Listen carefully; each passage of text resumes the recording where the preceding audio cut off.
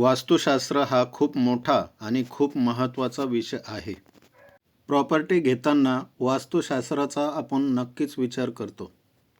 वास्तुशास्त्रानुसार घराची मांडणी कशी असावी बघूया आज.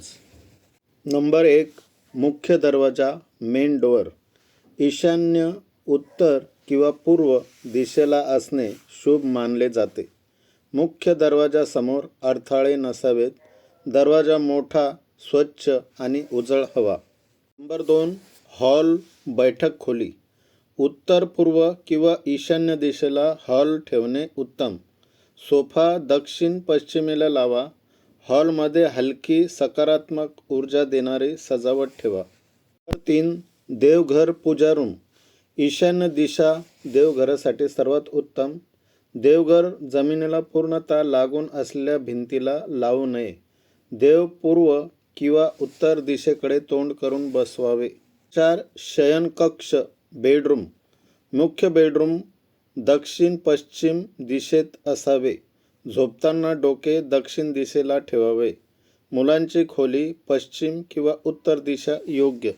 नंबर 5, स्वयंपाकघर किचन अग्निकोन दक्षिण पूर्व दिशा सर्वोत्तम. गॅस चूल पूर्वेकडे तोंड करून वापरावी. पाण्याची सिंक उत्तरेकडे. टॉयलेट पश्चिम किंवा उत्तर पश्चिम दिशा योग्य. कधीही ईशान्येला बाथरूम ठेवू नये. जिना दक्षिण पश्चिम किंवा दक्षिण पश्चिम दिशेला असावा. जिन्याची वळण घड्याळाच्या दिशेने असावी. नंबर 8, पाण्याची टाकी व्यवस्था दक्षिण पश्चिम दिशेला सर्वात शुभ. जमिनीवरील टाकी ईशान्य दिशेला चांगली. नंबर 9, प्लॉट घराचा उतार स्लोप घराचा नैसर्गिक उतार ईशान्येकडे असावा. दक्षिण पश्चिम उंच असणे चांगले. नंबर 10, अभ्यास खोली स्टडी रूम पूर्व किंवा उत्तर दिशेस असावी. अभ्यास करताना पूर्व उत्तर दिशेकडे तोंड ठेवणे अतिउत्तम. हे महत्त्वाचे मुद्दे घर बांधताना शक्य होईल तेवढे अंमलात आणावे.